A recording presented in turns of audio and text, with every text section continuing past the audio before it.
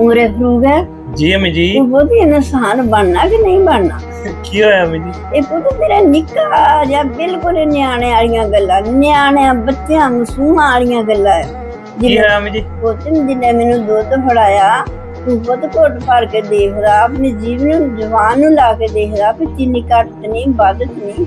ਅਮੀ ਜੀ ਚੀਨੀ ਮੈਂ ਹੋਰ ਪਾ ਕੇ ਲਿਆਇਆ, ਤੁਸੀਂ ਕਿਹਾ ਨਾ ਕਿ ਚੀਨੀ ਘੱਟ ਹੈ, ਮੈਂ ਹੋਰ ਪਾ ਕੇ ਉਹਨੂੰ ਲਿਆਇਆ। ਇੱਕੋ ਵਾਰੀ ਲੱਦ ਲਿਆਂਦੀ ਚੀਨੀ ਵਿੱਚ। ਸੌਰੀ ਅਮੀ ਇੱਕ ਜੀ। ਦਿਨ ਕਿਹਾ ਸੇਮੀਆਂ ਪਕਾ ਤੂੰ ਪੁੱਤ ਸੇਮੀਆਂ ਨੂੰ ਜਿਉਂ ਲੱਗਾ ਉਹਨੂੰ ਘੋਲਣ ਜਿਉਂ ਅਮੀ ਘੋਲਣ ਤੁਸੀਂ ਕਿਹਾ ਸੀ ਨਰਮ ਜੀਆਂ ਪਕਾਓ ਤੇ ਮੈਂ ਫਿਰ ਉਹਨਾਂ ਨੂੰ ਚੰਗਾ ਪਕਾਉਣ ਲੱਗ ਗਿਆ, ਦੁੱਧ ਪਾ ਕੇ ਕਿ ਨਰਮ ਹੋ ਜੂਗੀ। ਫਿਰ ਦੱਸੋ ਤਾਂ ਮੈਂ ਕੀ ਕਰਾਂ।